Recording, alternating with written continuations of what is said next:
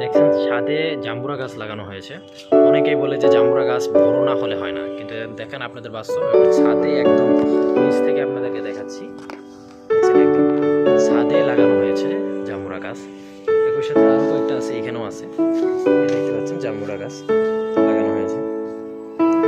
ভাই আপনি এই গাছ সম্পর্কে কি বলবেন?